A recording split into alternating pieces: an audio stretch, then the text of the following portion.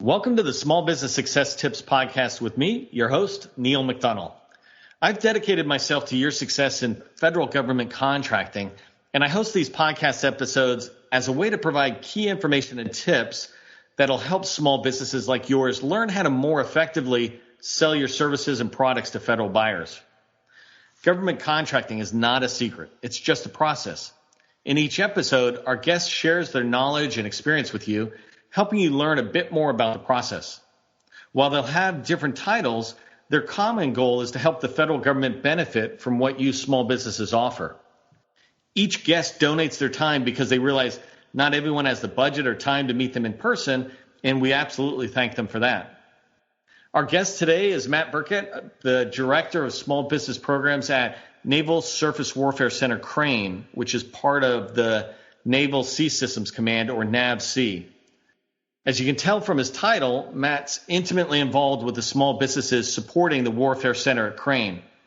What's not so obvious is that Matt was a contracting officer for 10 years prior to this role, and I believe that's giving him a unique perspective of what small businesses are doing right and what we might want to reevaluate in our processes if we want to continue successfully selling to the Navy. Matt is your single point of contact for NSWC Crane on all small business matters. He's your advocate at Crane, and he's our guest today. Welcome, Matt, and thank you for joining us today.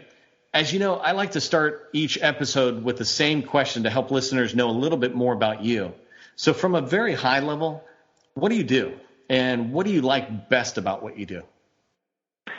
Hello, Neil. This is Matt, and thanks for having me today. So what I do at Crane is basically, like you said, I advocate for the use of small business utilization in whatever we buy. I'm educating small businesses, sometimes daily, sometimes weekly, on how to procure, how to do business with the Navy. I'm working with contracting personnel, requirements personnel here to help shape requirements and let them know what the small business marketplace looks like and how we can incorporate them as both prime contractors and small business subcontractors. What do you like best about it, though, Matt? What I like best is one, I like to help. So in this job, I feel like I can play a role in maybe information I can share from my experience as a contracting officer, that I can share with a business to help them win a contract or to help them better position themselves to win a contract. And then the other thing is I also love I always say I sort of love the instant gratification that I get from this job, along the lines of helping. In my former life as a contracting officer, it was a 6, 9, 12-month process to get something done, where in this case I can start, you can help folks and you can start to see results quickly. So I enjoy that process as well. No, that's awesome. It's funny. I'm kind of in that same category where for 20 years I was a government contractor and I had that same 6 to 12-month, 18-month cycle before I saw an award. And now I help small businesses, and it's so fun because I can help them almost every single day move incrementally forward. Mm-hmm. Yeah.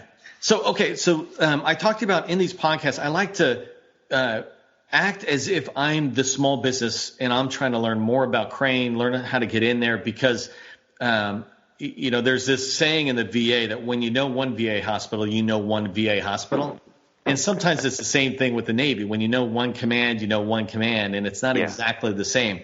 And so part of our homework for small businesses, we need to, learn more. And I thought I'd start first with just trying to understand, where does Naval Surface Warfare Center Crane fit into maybe the Navy's bigger picture? I talked about it's under NAVC. And then more importantly, what do you guys do? And I know that's kind of a huge question, so maybe you can just answer it at a high level and give us some guidance on where we can do further homework into the mission of Crane. Yeah. So NSWC Crane, or Naval Surface Warfare Center Crane, we are located in Crane, Indiana, and we are under the NAVC umbrella I think there's 10 total NAVSEA commands. But if you're familiar with NAVSEA, we are really the only one that is located in Middle America. All the other commands are located along the coast, or along the seaboard somewhere. What we do at Crane is we have three main mission areas: strategic missions, electronic warfare, and expeditionary warfare. Since within strategic missions, we have program offices that we support: the Strategic Systems Program Office, Trident Missile Support, things of that nature. Electronic warfare, it's a lot of signal jamming, whether it be air, ground, or at sea. And then our expeditionary warfare, those are more of our special mission, SOCOM, Marine Corps support. That's where we spend the bulk of our dollars buying, guns, bullets, explosive devices, things of that nature, supporting those special missions personnel. So really, in a nutshell, that's what we do. We just try to, like we say, we try to provide our warfighters, to give them, any kind of decisive advantage that they can get over our nation's adversaries. So I got so many questions just from that answer. And I'm going to come back to what you buy, but I think one of the questions I wanted to ask that is sometimes confusing within especially DoD, but within the Navy, you talked about at Crane, you've got the program executive offices or the program offices. Are those PEOs? Are they just part of Crane, or are they almost like I don't know what you call it, but a cross command type program office that's being supported by multiple installations? Does that question even make sense? Yeah, I think so. So most of the program offices we support, they're not located here at Crane. They're oftentimes in DC or down at SOCOM or something like that. And so basically what we do is we have a lot of personnel here that interact very closely with those program offices. Oftentimes it's daily interaction. And then anytime those particular program offices, have items that they need procured, or services, they reach out to us to our project managers, or we call them local program managers, and they submit the content to our requirements personnel here, and then it flows down to contracting and then to myself for review. And then at that point we try to, that's where I'll step into the process and really try to find those small businesses to help support whatever requirement it is that those program offices have. I'm just writing furiously here. Sticking with the local program managers, which is excellent, gives me a little more credibility that I might actually be using the right terms.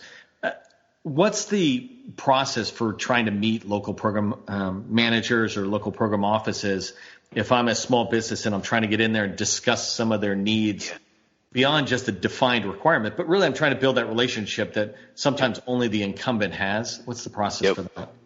No, it's a great question. I always say oftentimes the best place to start is with me. I'm gonna kind of vet businesses. So I know our mission. I have a good idea. Like I said, I'm working closely with those requirements personnel and with our contracting department. So we've got a pulse on, what it is that we're buying, what's upcoming, what are the type of businesses that we're looking for. So the best place I would say is to start with me, and then we can kind of have a casual conversation just as you and I are having. And I can relay that information back to our requirements personnel to say, hey, just met with so-and-so company. Here are their capabilities. I think maybe we need to have some further conversation with them because I think they can help us in this, in this area or that area.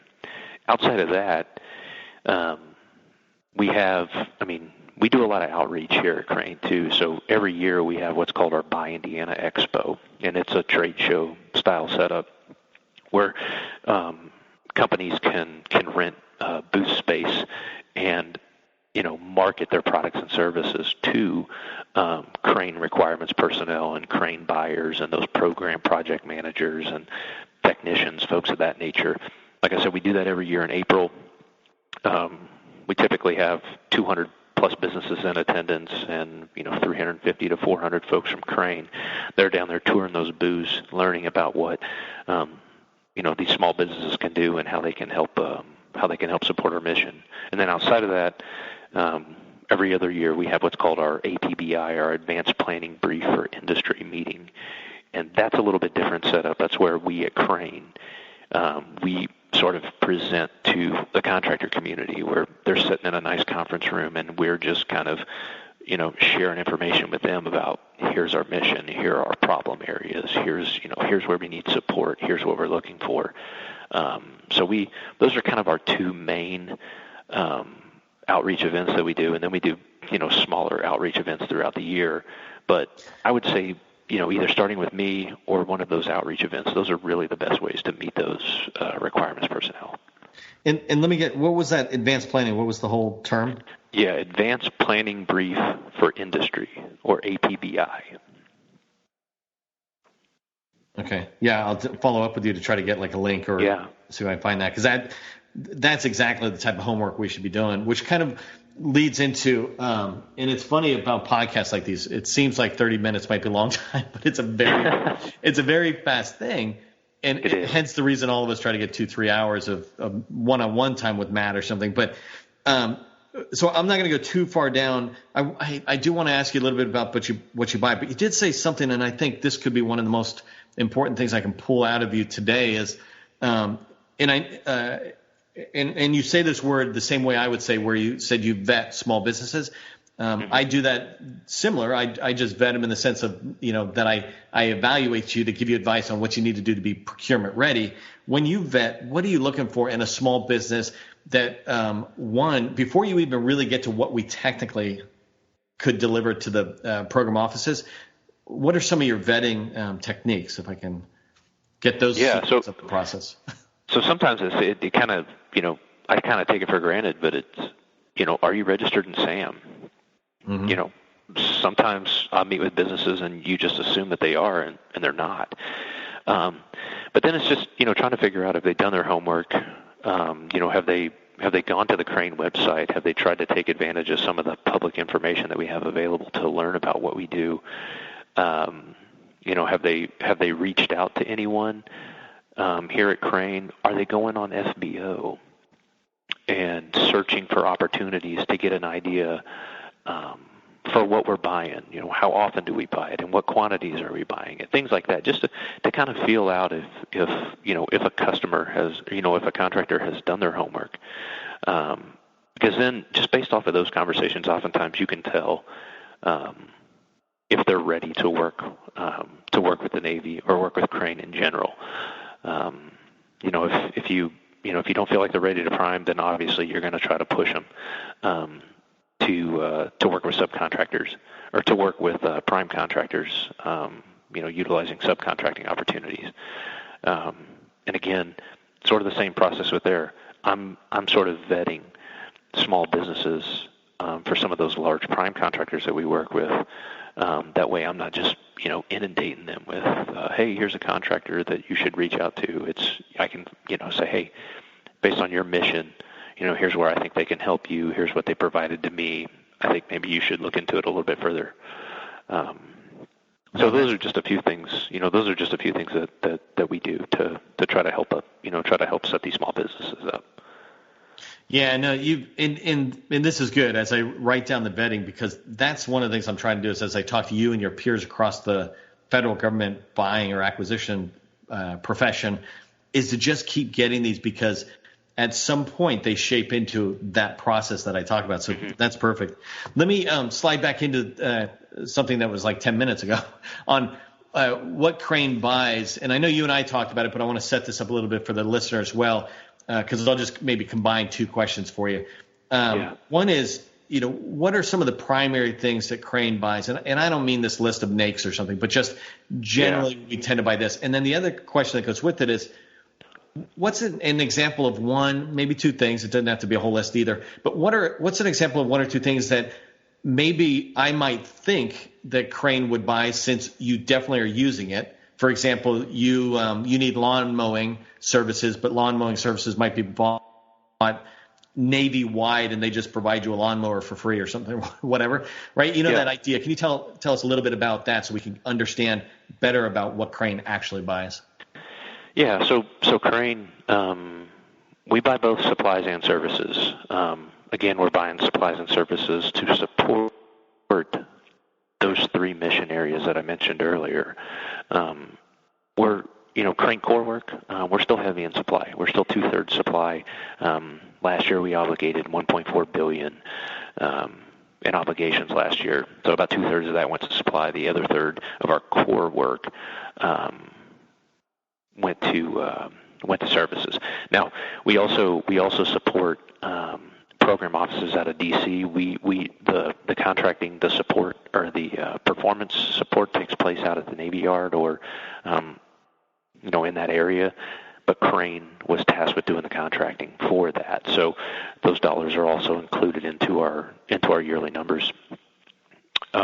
We buy printed circuit boards. We're buying engineering services, logistics services. We're buying cables, machine products. Just about anything you can think of. We're buying it.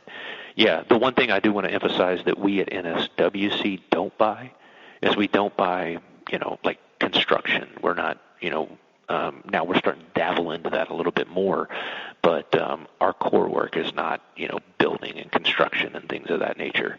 So we kind of stay away from that. That's typically a NAVFAC or a naval facility function that they take care of. To answer your question about what do you think, what are some things that you would think we buy here that, we do. So NAVFAC's a big one, where a lot of their stuff, the contracting itself takes place at, NAVFAC Midland for work that's actually done here at Crane. We do have a small NAV sub presence here, and we do have a small Army presence here. So a lot of the Army procurement takes place either at Rock Island or at I'm drawing a blank on the name, but it's up around Detroit for support that takes place here at Crane. But most of the stuff that NSWC buys, it's being contracted here, and the technical support is taking place right here. Okay, that's perfect. And I think a big part for the smalls is if we want to go knocking on Crane's door, and especially if we're meeting with you, if we take a few minutes to really just understand those three mission areas a little bit better, that might give us some guidance. Mm. How about just going with I'm going to switch over to marketing for a second, and we're about 5-10 minutes out, so we're cruising right through the podcast episode. But going along with buying, what are the typical procurement paths that NSW Crane uses for like contract vehicles, et cetera? Yeah. So we use a wide range. So we utilize a government purchase card. Our authority is up to $10,000. We utilize what we call formal and informal simplified acquisition procedures, and then we have our large contract, which is anything over $250,000, and then we utilize Seaport Next Gen for our competitive technical services, as we call it. So that's your engineering, your logistics, things of that nature. So those are sort of the main vehicles that we use. We do utilize GSA. We're utilizing it a lot more, and the NASA SOUP vehicle, which is just a GWAC, a government-wide acquisition contract that we're starting to utilize a lot more. Okay, let me dig a little bit more into that just for the people who are absolutely new to government contracting. So procurement card, when you're talking about that, is a credit card up to 10K that you guys have. But when you talk about simplified acquisition, let's talk about that for 1 second. It's under 250. How is that done? Is if the contracting officer wants to buy something for me, they just give me a purchase order, I give them an invoice, and it's done? Yeah. No. Yeah. So the way that works is so. What we call informal SAP, which is above $10,000 to $25,000. Those are not going to be advertised on FBO, and those are I need 3 quotes and I can make an award. So if I know you, I'll call you. So that's why it's important to get in front of some of those, those program project managers, the requirements personnel, the government buyers, because if they know you, oftentimes they're going to call you. Then when you get above that, then that's when you get above 25,000, that's when it's going to be advertised on FBO, federalbusinessopportunities.gov, and that's going to give the world an opportunity to see it. And so we do a ton of volume. We do a ton of volume in those two categories there. The dollars obviously aren't huge just because the threshold's 250,000, but there's a lot of volume. So if you're looking to get your feet wet in the government acquisition process, that might be a good way to get involved. Oftentimes those are going to be very quick. 15 to 30 days is all the RFQ is going to be left on the street for. If you go to FBO, you click on whatever requirements you want to submit an offer on. It should give you all the information that you need in order to put an adequate proposal together for the government. And I'll just throw this out there. If you're searching FBO and you want to know what NSWC Crane is buying, search N00164 in the solicitation keyword search box, and everything that's been posted to FBO out of NSWC Crane will come up. That's our DODAC. I always say it's similar to a company's cage code, but that's a great way to figure out what we're buying, how often we're buying it, and in what quantities we're buying things. No, that's it. You know that I put a ton of content out. I'm going to put one out just on that one thing you just said, because it's all these tips that a lot of us have been in the world for a while. We just take it for granted, but it's this miracle thing. Like, oh, I don't have to do heavy research. I can just go type that in, and now I've got the answer to what does Crane buy. Here it is. Yeah. Here's what we buy. Let me move on because we have like 5 minutes, and I wanted to. And this stuff you just gave, by the way, just because I'm moving fast doesn't mean I don't look at this and go, "Holy smokes! I got to come back and see if I can get Matt to talk about just contracting." Just those one things. But we'll talk more about that. But I did want to pull out of you a couple of recommendations just on marketing. When us small businesses are doing stuff out there and we're trying to market ourselves to a command or an agency like yours. We do some things right, we do some things wrong, and other things we're just not doing that we should do. So you decide which one you want to do first, but I was going to wrap up with these 2 questions, kind of a combined wrap up last set of questions. One is, what are some of the best practices you'd recommend to small? And then, and in fact, maybe I'll start with what frustrates you. Like if you just picked one thing, 2 things that they really pop into your head that frustrates you about what we smalls do that we could improve, what would that be? Yeah.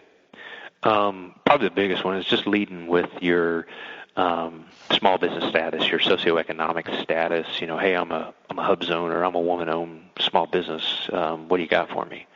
I would flip it.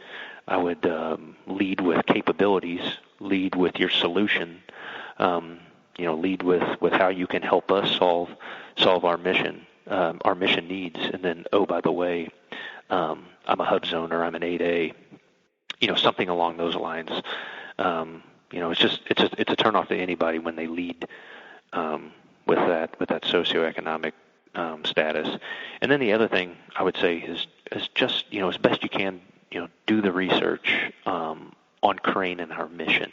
You want to work with us, just have an idea of what we do. Try to take advantage of as much of the public information that we have available. read up on that just to give yourself an idea. That way when we do meet, you do have some understanding of what we're doing and where we're trying to go and how you can best fit into this big puzzle.